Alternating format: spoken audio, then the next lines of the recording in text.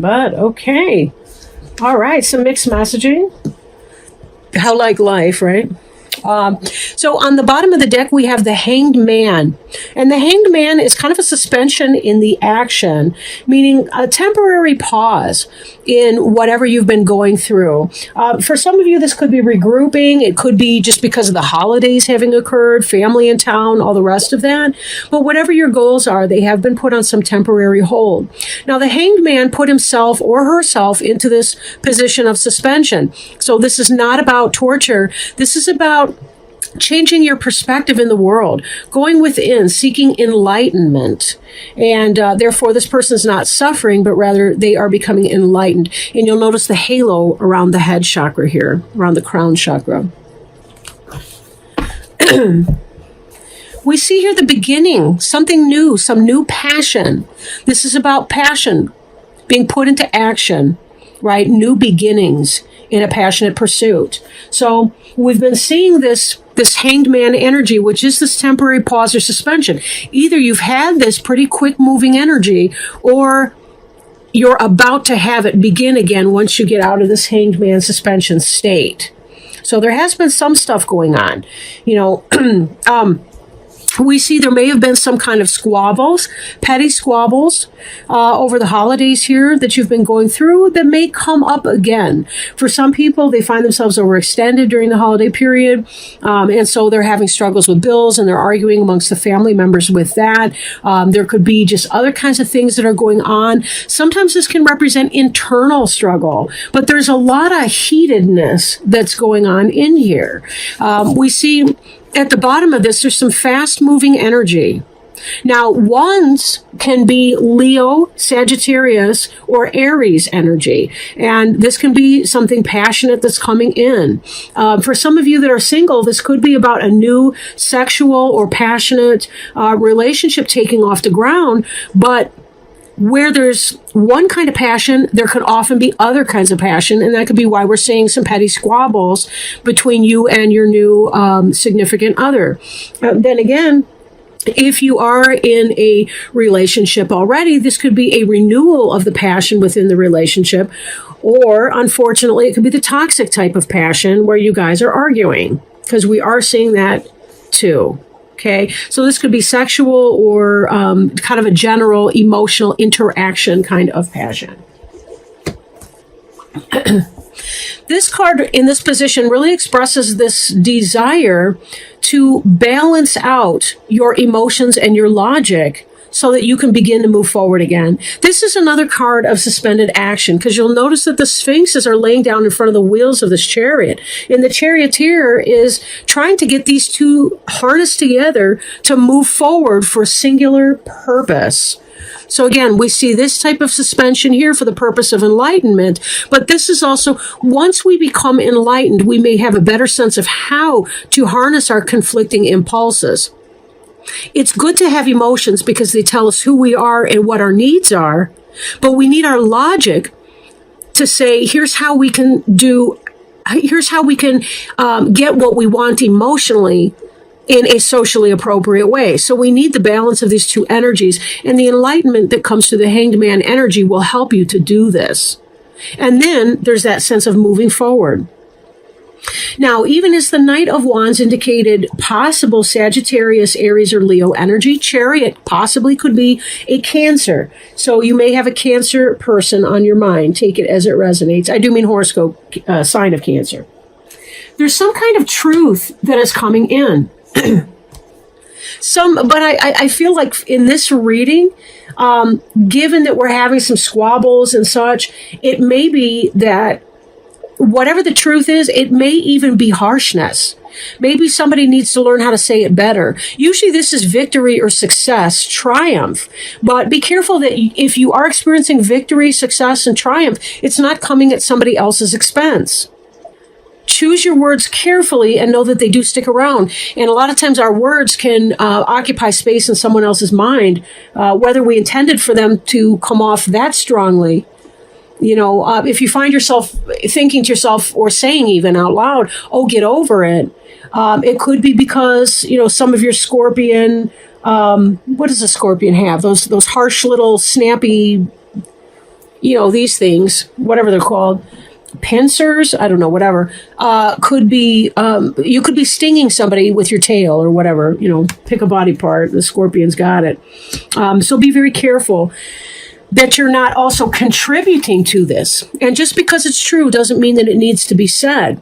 Because when we follow this natural progression and we see some serious anxiety here, this person's sitting up in bed and they're crying, and this is you, right?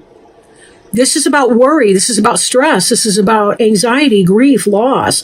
Could it be prevented? Well, looking at the projection, somebody's going to say something or do something, and you're not going to like it. There's some victory that's going on in here. This could play out in a bunch of different ways. Now, in your illumination, if you've been experiencing squabbles with other people, and this could also indicate some sort of self-awareness that comes about. Some sort of self-awareness that comes about in your hanged man state. And sometimes when we do have a self-awareness, especially if we start to tap into one of our flaws, or one of our areas for growth, that can create a deal of distress within us first. Because remember, there's a mourning or a grief. We had a perception of ourselves in one way, and then that's not happening. We have to come to terms with the reality of that situation. So we have to mourn it first. And given the spectrum, this is only a 15-day spread. So, beyond that, we don't see the healing that comes after you've shed the tears. But be careful that you're not using your thoughts in such a way that you're going round and round and round in your own mind. You're not spinning your own wheels on some kind of a topic. Now, I could go two different ways. Since we're on that, let's come to this Queen of Swords here. Now, Queen of Swords, possible Gemini, Libra, or Aquarius. This is somebody who speaks her mind and is willing to tell it like it is. And that could be in part what this Ace of Swords was. When a Queen of Swords is in the upright, she can be funny, she can be wise, smart, savvy, creative in all kinds of ways. When she's in her shadow side, she can cut to the bone and be very, very tough to deal with, and say things, just slice you with her words in a way that will be very hard to recover, that can, torpedo people for years even. So given the reaction, some kind of truth, or somebody speaks some kind of truth to a situation, and we see this coming into this scenario. And this person's going to occupy your headspace as you're going through these cycles anyway. So this may be a woman who's important to you. Doesn't have to be a technical woman, but a female sexed person. It could be a male operating in whatever this kind of energy is. But again, something affects you very strongly in that interaction. So you definitely want to watch out for that. Now, you've been feeling a lot of burden and a lot of responsibility. You're carrying a huge load. And again, we've got yet another fire sign going on in here. So there could be some Leo, Aries, Sagittarius influences coming into play here. There is a responsibility that you have to carry, and trying to balance all of that stuff out may be tough. However, we also see, oddly placed, we see this happy family card. So whatever this energy is, it's probably not happening at home, but it could be that something is going on outside of the home. And I'm thinking of this in a business sense, maybe in social relationships with friends, that there's been some kind of maybe gossiping, petty squabbles going on, some backstabbing and things like that. You're trying to handle your relationships. You're trying to take care of your responsibilities. And there may be some cattiness that's going on that makes you feel shut out in some way, or that there's some kind of pain that comes from that.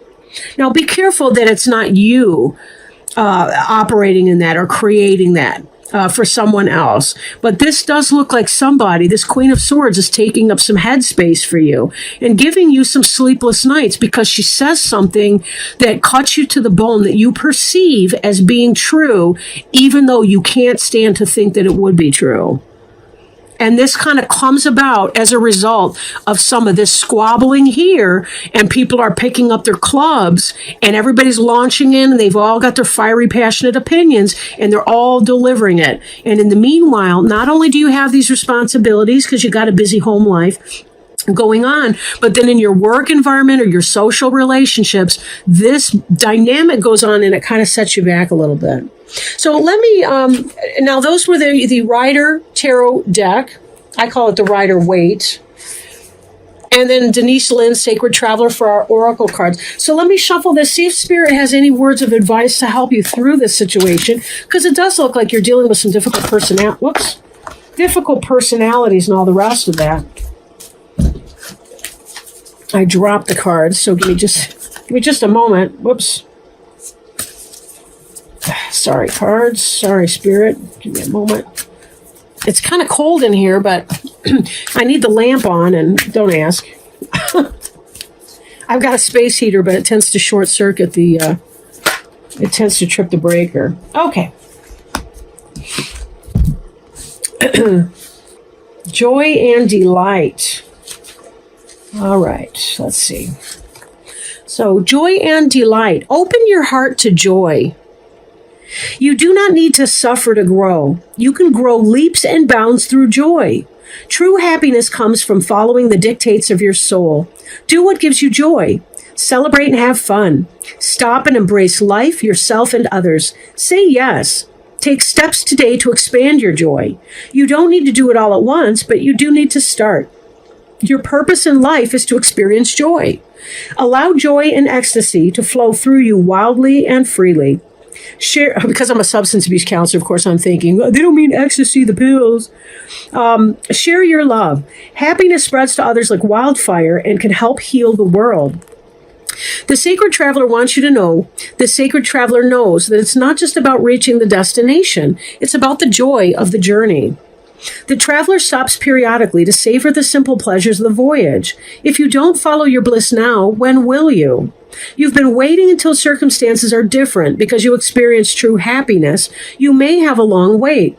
It's simple. When you focus on the areas of your life that bring you joy, these areas will prosper. One of the fastest paths to happiness is through sharing and giving. So give of your heart and follow your bliss. Joy is your spiritual birthright. And you know, when I was reading that, I was thinking about how this is kind of the opposite energy, right? There's a sense of, if joy and delight, if your family and your happy home life is what's important to you, one way to get through this is to recognize that the petty squabble energies, the difficult people in your life, are only as important to you as you make them important. Because they're not the ones that you're going home to at the end of the day. If they are, that's a whole different story. But that's really not reading. Because this 10 of Cups card here is really the happy family. It's about spiritual joy. It really is the joy and delight card here. By tapping in and focusing, prioritizing your family in your home life, and I do mean your immediate family, that will help diminish the size of this painful experience with this Queen of Swords melodrama going on.